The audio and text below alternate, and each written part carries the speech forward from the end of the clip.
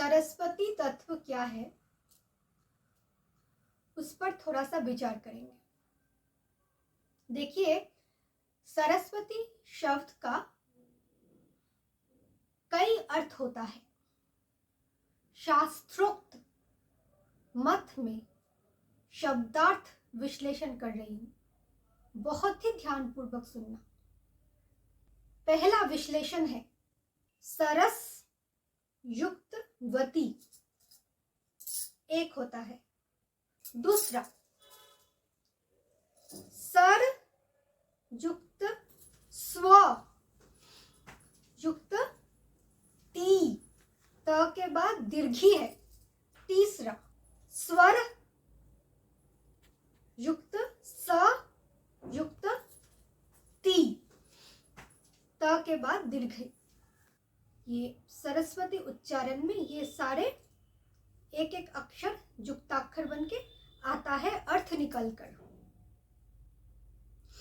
अब एक एक करके विश्लेषण करूंगी, ध्यानपूर्वक सुनना। पहले सरस युक्त वती, इसका अर्थ समझे। देखिए, सरस का अर्थ क्या है? साकार। साकार रस हो सकता है वो ब्रह्म का रस, ईश्वरीय रस, हो सकता है वो प्रापंचिक रस, विषय रस, हो सकता है वो विद्या, हो सकता है वो अविद्या। तो ये इसे कहा जाता है सरस, इसके साथ जो युक्त है। अब ध्यान दे, देखिए, ब्रह्म शक्ति का आकारित होना, व्यक्त होना, ब्रह्म के अनंतता को प्रकाश करने के लिए व्यक्त होना, वहां से संसार शब्द आता है। अब ये संसार का सार कौन प्रदान करने वाला है?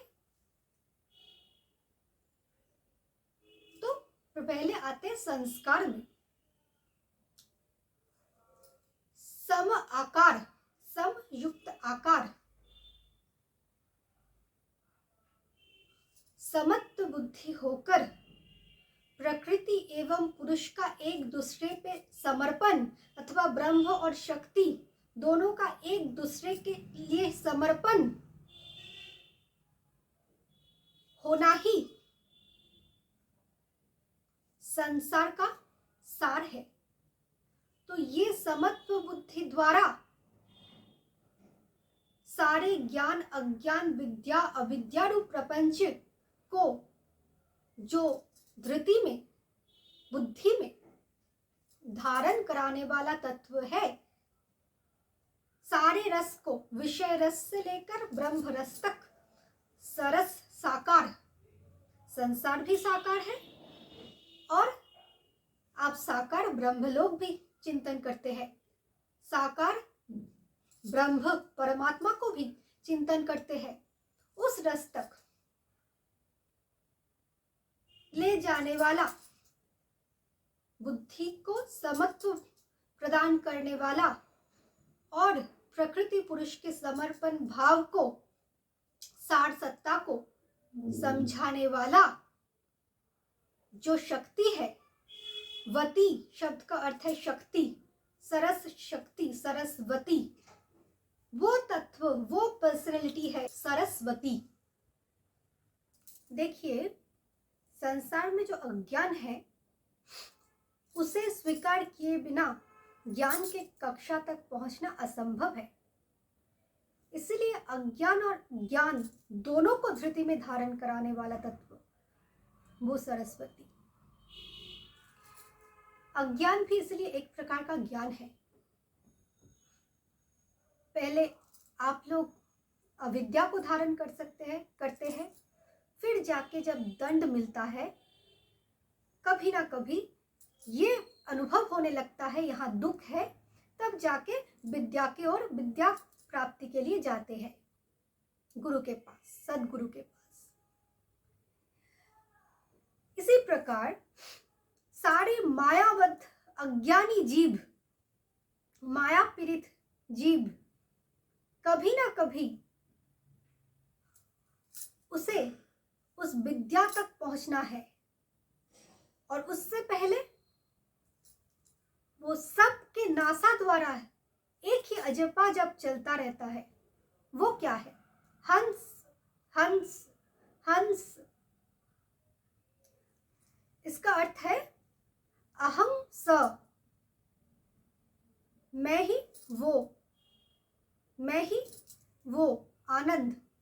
तो इस आनंद में अहं है ना पहले, तो अहंकार मैं हूं।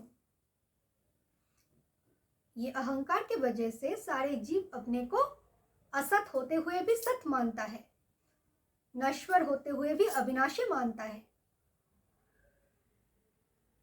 क्योंकि सारे जीव के नासा द्वारा यही जब अनादिकाल से चलता आ रहा है, हंस अहंस। और अ शब्द का अर्थ ब्रह्मा है, सृष्टि, जहां से ये ज्ञान अज्ञान रूपी सृष्टि, और ये ज्ञान अज्ञान रूपी सृष्टि में आत्मबुद्धि आरोप करते हुए जीव बंधन दशा, स्थूलत्व, ममत्व को प्राप्त करता है। तो अहंकारी जीव अपने को अहंकार के अंदर डालते हुए हंस हंस अहंस अहंस, अहंकार ही मैं हूं, अहंकार ही मैं हूं, ऐसा बोलते जाते हैं। पर कभी ना कभी उसे सोहम सोहम के कक्षा तक पहुंचना ही है, इसी सरस्वती की कृपा द्वारा। क्योंकि सरस्वती तो सरस्वती है ना, वो प्रपंच रस से लेके भगवत रस तक, अविद्या से लेके विद्या तक पहुंचाएगा, धृति में धारण कराएगा अधर्म को भी, और उसके बाद किसी ना किसी जन्म में सबको धर्म को धारण कराएगा, धृति में, बुद्धि में, और अंत में समत्व बुद्धि होकर के समाधि तक पहुंचाएगा। तो इसी कारण मानो सारे के सारे जीव सरस्वती के वाहन हंस ही है। 84 लाख योनियों में केवल मनुष्य को ही सरस्वती का वाहन कह सकते हैं, कहा जा सकता है, क्योंकि सारे योनियों की जो वृत्ति है वो मानव देह से, देह में ही व्यक्त हो सकते हैं, नर्तन द्वारा, नर तनु द्वारा,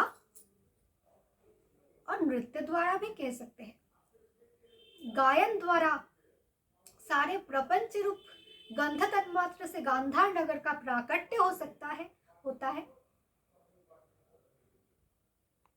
और गांधारी शक्ति द्वारा अव्यक्त भी हो सकता है मनुष्य शरीर में, और सारे शिल्प नैपुण्य व्यक्त हो सकता है, सारे विनोदिनी शक्ति द्वारा इस मनुष्य शरीर में ही व्यक्त हो सकता है। और जब कोई महासाधक विज्ञानमय कोश में जो विचरण करते हैं, वो विज्ञानमय कोश में विचरण करने वाला महापुरुष जब अपने समत्व बुद्धि द्वारा उस सरस्वती शक्ति के कृपा से ज्ञान और अज्ञान रूपी संसार को विशेष रूप से झांक सकते हैं अपने अंतःकरण में, तब वो बनता है श्वेत वाहन अर्जुन। अर्जुन का एक नाम श्वेत वाहन है। अब ये सोहम की कक्षा है, हंस का नहीं। तो श्वेत वाहन शब्द पर ध्यान दीजिए।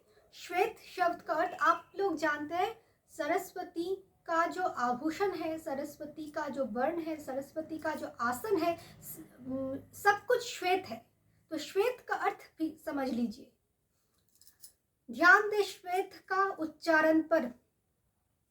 तालव्य श मतलब परम सत्य, उसके नीचे ब है, यानी कि वारुणी प्रपंच की शक्ति, बहिर्मुखी शक्ति जो श के नीचे छुप गया, यानी कि अंतर्मुखी हो गया, परम सत्य में जो लीन हो गया।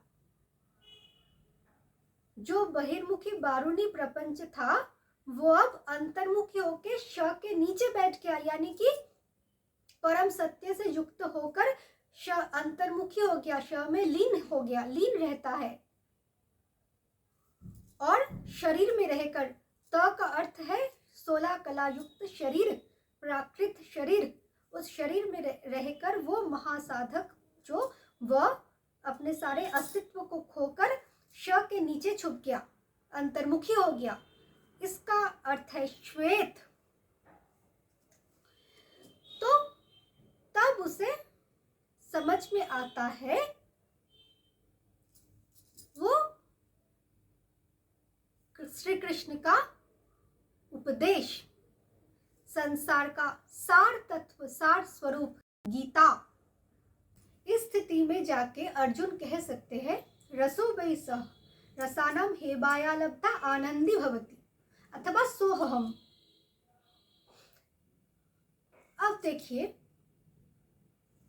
ये हंस से लेकर के सोहम तक पहुंचने का मार्ग जो दिखाता है अथवा सोहम तक जो पहुंचाता है, वही तत्व सरस्वती है। अब ये जो बहुकोशी रूप मनुष्य शरीर है, इस शरीर में जब साधक विज्ञानमय कोश में पहुंचता है, महासाधक विज्ञानमय कोश में पहुंचता है, ज्ञान विज्ञान को विशेष रूप में बोध करते हैं, तब जाके अहंकार वश, ये अहंकार जागतिक अहंकार नहीं है, ये अहंकार आध्यात्म स्तर की चरम एवं परम सीमा है, क्योंकि इस अहंकार को भी तो नाश होना है ना। तो उस स्तर में जाके वो साधक के अंदर जब ये वृत्ति आ जाती है, मैं ज्ञानी हूँ, मैं पंडित हूँ, मैं योगी हूँ, मैं शिव हूँ, मैं ही वो हूँ, जब तक कि आनंदमय कोश का भी क्षय ना हो तब तक वो शिव नहीं हो सकता। फिर भी ये विचार आ रहा है और अपने को शिव स्वरूप मानने लगा है, मान रहा है, तो ये भी एक असुर का अत्याचार है, अपने को शंभु मानना। इसीलिए चंडी में इसे शुंभ कहा जाता है। और ये शुंभ रूप बुद्धि में कि मैं ही शिव स्वरूप हूं, मैं ही व्यापक तत्व हूं, मैं ही ब्रह्म हूं, ये तत्व में निष्ठा रखने वाला, इसे बुद्धि में निश्चय कराने वाला, दृढ़ कराने वाला, अहंकार बढ़ाने वाला तत्व है निशुंभ। चंडी पढ़ लेना। इन दोनों असुर का वध भी महासरस्वती द्वारा ही हुआ था। तो अब समझे शुंभ का तत्व। अब देखिए, शुंभ से लेकर शंभु तक की यात्रा को समझे।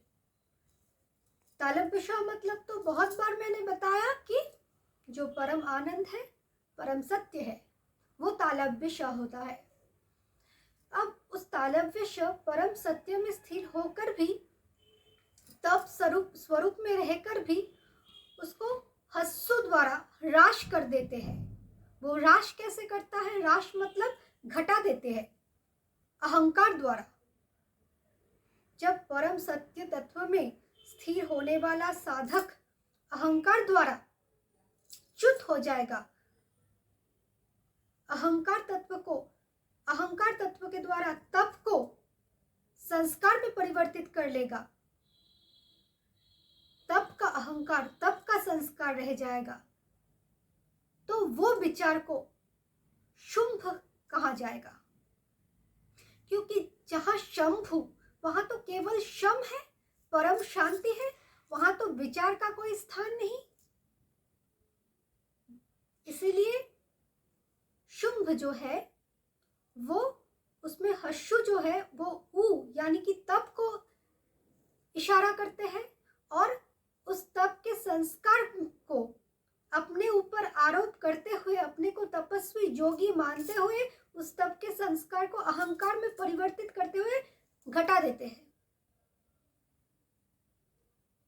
इसीलिए इसे नाश करता है महासरस्वती, और फिर उसे कौशिकी बनकर उस बहुकोश का अंतिम अहंकार और संस्कार को मिटाते हुए कुशलता पूर्वक कौशल्य नंदन रा अहम, मैं ही आनंद हूं, इस तत्व को अवगत कराता है।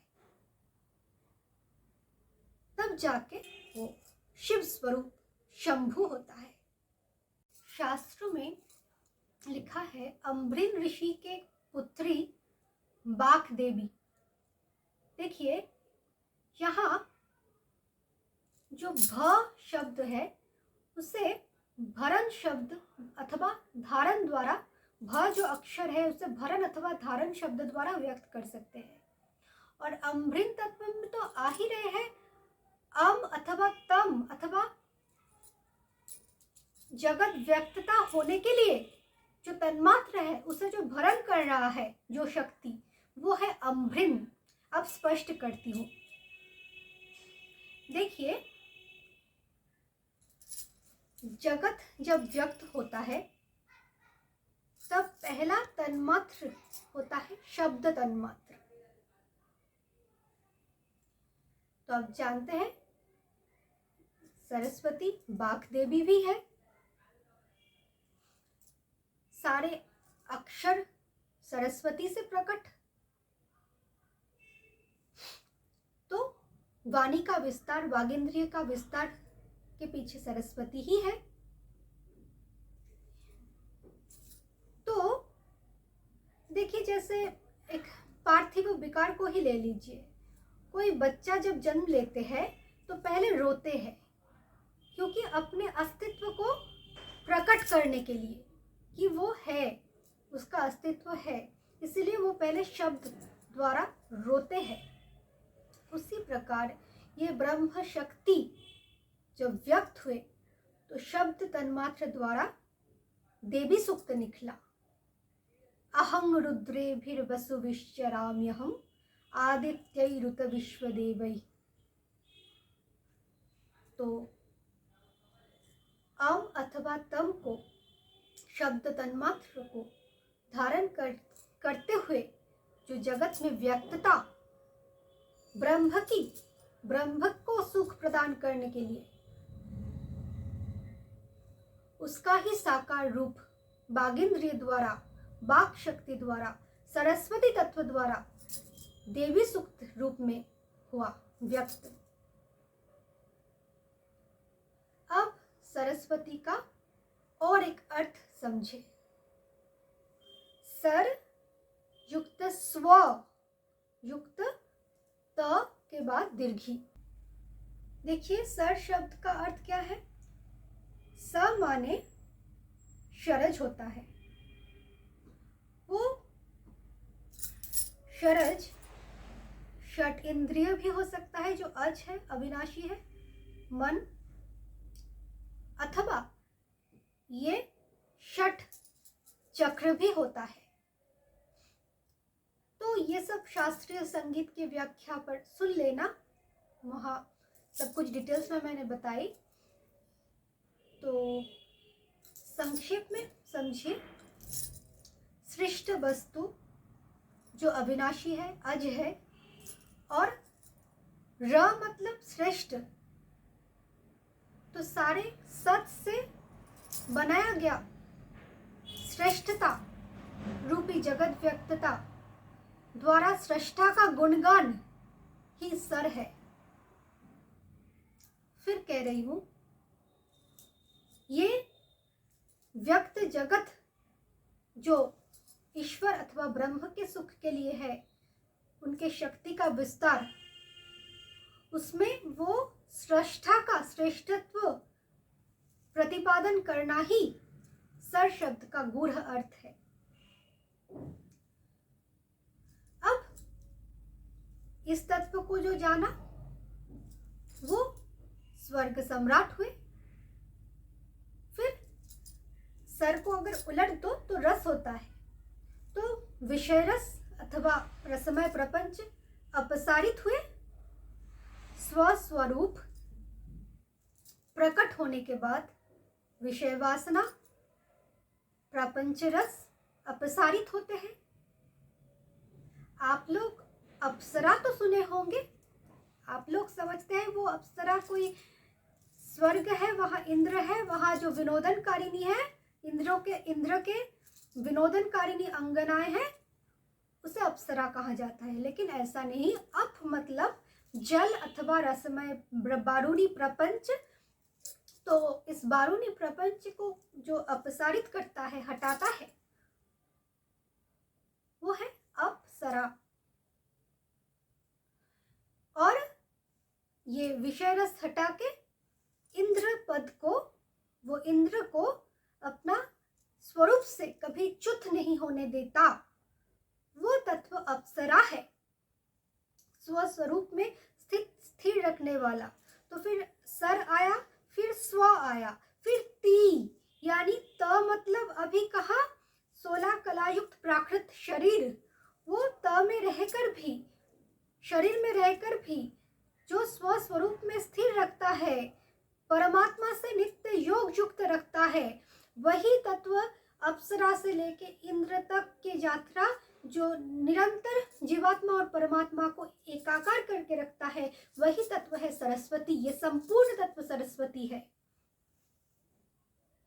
तो अब स्पष्ट हुआ कि अप्सरा से लेकर इंद्र तक और स्वर्ग तक सारे देववृत्ति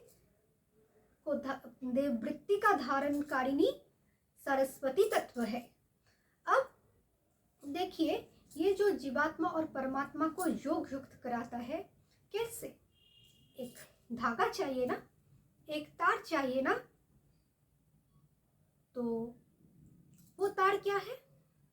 सुर, बिना। आप लोग जानते हैं तारा को भी नील सरस्वती कहा जाता है।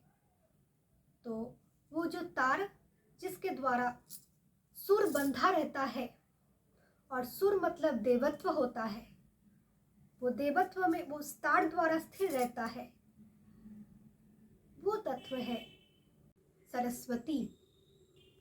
इसलिए स्वर सती भी कहा जा सकता है। स्वर सती शब्द का अर्थ सरस्वती है। इसमें स्वर जो बिना है, बिना के तार है, उसके द्वारा स यानी कि ब्रह्म के साथ प्रकृति का युक्तिकरण, सती, दोनों मिलकर सती, स और त दीर्घ युक्त होकर नित्य युक्त होकर, त मतलब प्रकृति, स मतलब पुरुष, दोनों नित्य युक्त होता है, योग युक्त रहता है ये स्वर द्वारा। और ये स्वर द्वारा ही वो जो मूलाधार से लेकर सहस्रार तक के वेणु है, उसके आकर्षण में वो प्राण शक्ति मूलाधार से ऊर्ध्वगामी होकर खींचते हुए, दोहराते हुए सहस्रार तक की यात्रा में आ पहुंचते हैं, समाधि तक आ पहुंचते हैं। तो यहाँ अद्भुत एक अम्भृन ऋषि के कन्या रूप में वाणी, फिर तार रूप में वीणा और अंत में वेणु का समन्वय हुआ सरस्वती तत्व के आधार पर ही। और एक देखिए, सरस्वती ये जो ब्रह्मांड है, ब्रह्मांड कमल है, ये ब्रह्मांड में जो विषय वासना है, विषय रस है, प्रपंच रस है, इसको भी अपसारण करते हुए गंगा और जमुना रस में परिपूर्ण करता है। गंगा तत्व पहले बताया मैंने, ज्ञान रूप गंगा, जो ज्ञान हरिपाद पद्म में चरम परम भक्ति प्रदान करता है, वही शुद्ध भीषण अथवा भीष्म रूप ज्ञान भीष्म जननी गंगा तत्व है। और उस ज्ञान के आधार पर ही, वो ज्ञान धारण करते हुए ही जमुना रूप जीवन बना सकते हैं, प्रेममय जीवन बन सकता है। और ये गंगा और जमुना रूप बुद्धि वृत्ति इस सरस्वती तत्व के आधार में ही छुपा रहता है, इसलिए सरस्वती छुपे रहते हैं। त्रिवेणी में गंगा और जमुना के नीचे सरस्वती छुपे रहते हैं। ज्ञान और भक्ति के नीचे विद्या छुपा रहता है, इसका मूलाधार विद्या होता है। जैसे ज्ञान और अज्ञान विद्या के आधार पर होता है, उसका भी धारण कर्त्री सरस्वती है। उसी प्रकार ये ब्रह्मांड प्रपंच रस अपसारण करते हुए ज्ञान एवं भक्ति का आधार भी सरस्वती तत्व पर आधारित है। तो सरस्वती तत्व का संक्षेप में विवरण हुआ। आज के लिए धन्यवाद।